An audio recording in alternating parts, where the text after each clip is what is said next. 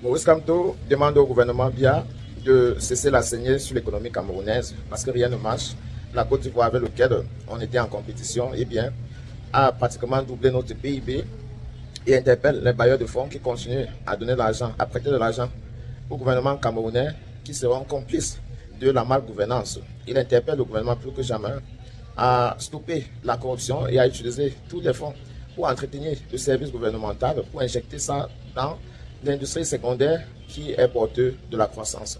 Suivez l'essentiel de sa sortie sur l'économie camerounaise et retrouvons-nous derrière pour l'analyse. À très bientôt. Situation et perspective de l'économie camerounaise à la suite de la révision du budget de l'État par l'ordonnance du 20 juin 2024.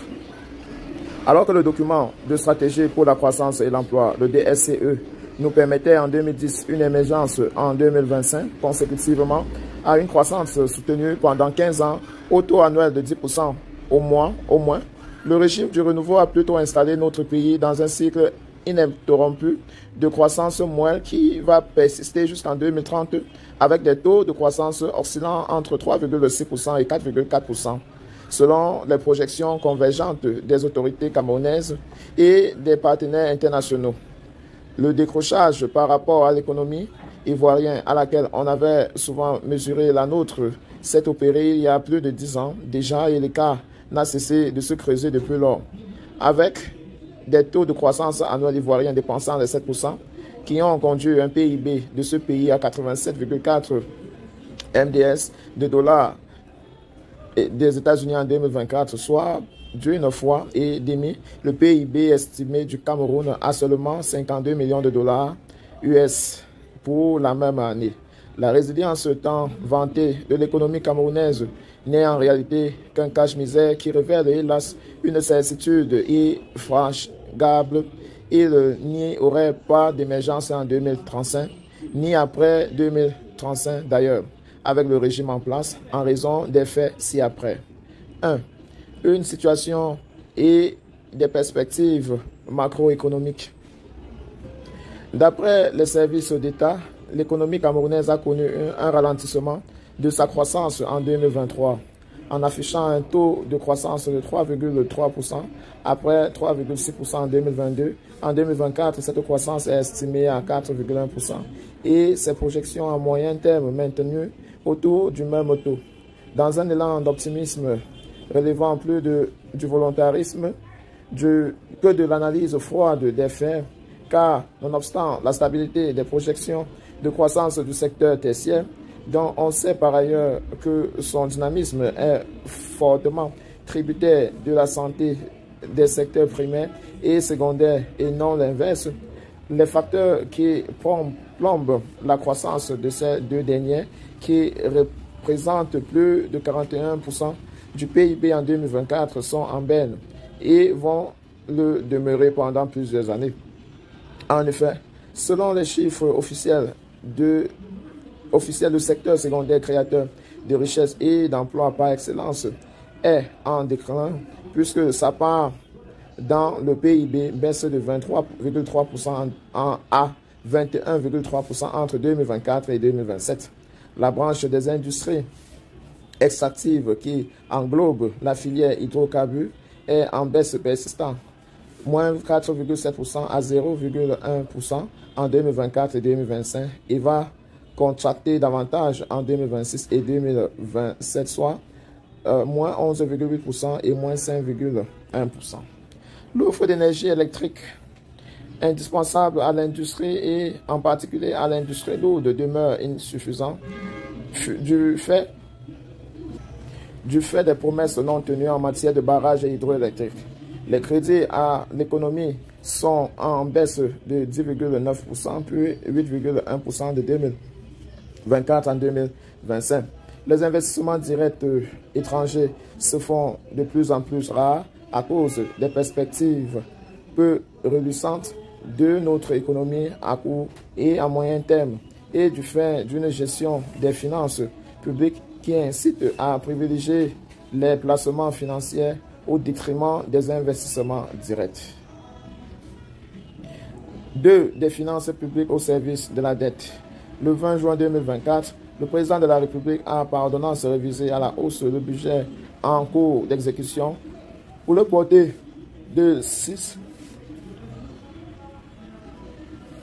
740 000 milliards de francs, soit une augmentation de 538 millions de dollars en absolu et 8% en valeur relative.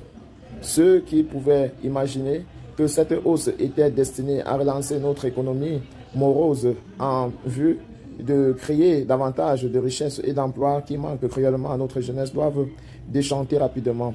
Il s'est agi en réalité d'un tour de passe-passe, hélas cyniquement approuvé par les bailleurs de fonds internationaux visant à maquiller la quasi-banqueroute de l'État. Car, à la lumière des données officielles, le solde primaire de ce nouveau budget, paramètre qui permet d'apprécier la viabilité d'un budget à court et à moyen terme déjà insuffisant en 2023, à plus 138,8 millions de dollars pour faire face aux engagements financiers contractuels de l'État. Et maintenant, le projet négativement à moins 182,2 millions de dollars, traduisant de ce fait l'incapacité du gouvernement à assurer le service de la dette publique, même partiellement par ses propres ressources. Par cette révision, le gouvernement assume donc un déficit budgétaire de 137,9 millions de dollars en hausse par rapport aux 125,4 millions de dollars de déficit de 2023. Plus grave encore, il prévoit de se lancer dans une campagne d'emprunt tout azimut de 2070,1 millions de dollars, représentant 6,6% du PIB national, en l'occurrence 1291,5 millions de dollars de dettes structurées, 84 millions de dollars de remboursement de TVA, 537 millions de dollars de paiement d'arriérés, 19,7 millions de dollars de sortie nette des fonds correspondants auxquels viendront s'ajouter le financement du déficit de 137,9 millions de dollars, soit des besoins de financement totaux de 2070,1 millions de dollars pour la seule année de 2024 au dire du gouvernement. Ainsi, pas un sou n'est destiné à l'accroissement des dépenses en capital investissement qui accuse au contraire une baisse de 48 millions de dollars par rapport au budget initial de 2024, ni même à l'augmentation des dépenses courantes hors intérêt qui chute plutôt de 3 662,4 millions de dollars dans le budget initial à 3 536 milliards dans un budget révisé de 2024, soit une baisse de 126 milliards.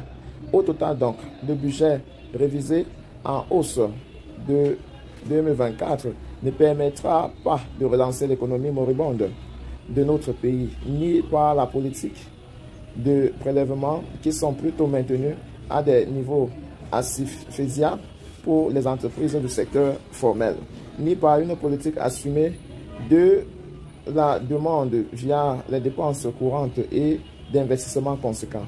Il est donc clair que le gouvernement désastreuse et antipatriotique de notre économie, à travers la gestion cavalière de ses finances, enfonce inexorablement le pays dans une spirale d'endettement qui conduira, si rien n'est fait, à l'effondrement de tout le système économique national, avec aggravation du chômage et de la pauvreté de masse comme corollaire. En 3, un endettement public de plus en plus insoutenable. S'agissant de l'endettement du Cameroun en cours, l'encourse de la dette du secteur public n'a fait que s'accroître d'année en année, passant de 12 457 milliards en 2023 pour s'élever à 13 070 milliards, soit 43% du PIB selon la Caisse autonome d'amortissement.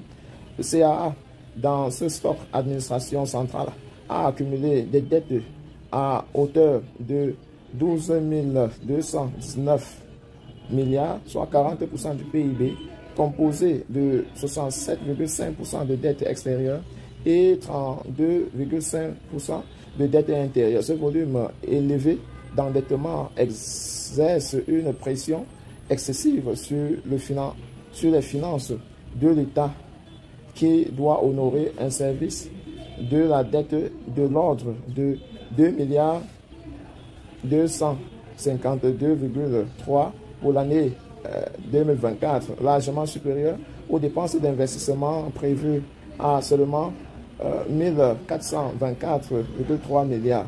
Comme on l'a dit précédemment, le gouvernement dépense plus pour payer des dettes improductives que pour soutenir la consommation et l'investissement, principaux facteurs de croissance de l'économie.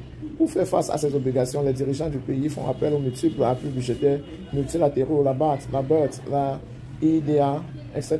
et bilatéraux, la AFD, la Exim Bank, la Corée, les USA et commerciaux, mais aussi à l'épargne extérieure, à l'épargne intérieure, 32,5% au travers des titres publics et des empreintes bancaires à la BEAC notamment.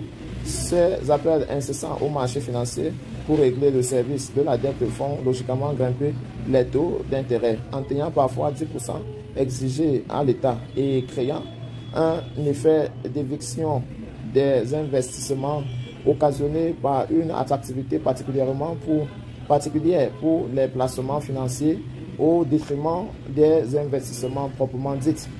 Le problème de la soutenabilité de la dette du Cameroun est donc posé, même si les autorités camerounaises s'enferment comme à leurs habitudes dans le déni, se refugent derrière la fameuse et simpliste règle qui établit le seuil de soutenabilité de la dette entre 60 et 70% du PIB, alors que les critères les plus pertinents disent le contraire en effet.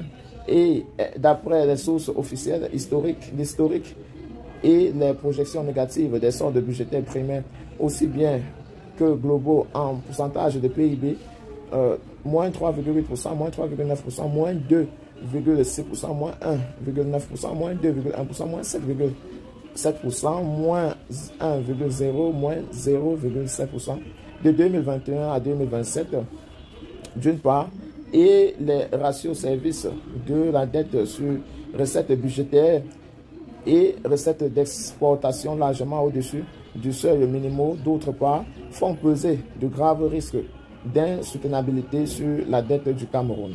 Les agences de notation standard, Emploi et Fitch notamment, ne s'y sont du reste pas trompées en attribuant la note de B en tendance négative au Cameroun. En vérité, la fuite en avant dans l'endettement assumé par le gouvernement pour financer les déficits budgétaires et rembourser les dettes des périodes antérieures ne pourra qu'enfoncer davantage le pays dans le marasme économique et compromettre même la croissance molle présentée par les services publics où tout est lié en économie et le secteur extérieur ne peut bien se porter quand tout va mal par ailleurs. 4. Une position extérieure dégradée. Sans surprise et suivant les chiffres gouvernementaux, le solde du compte courant de la balance de paiement du Cameroun en pourcentage du PIB est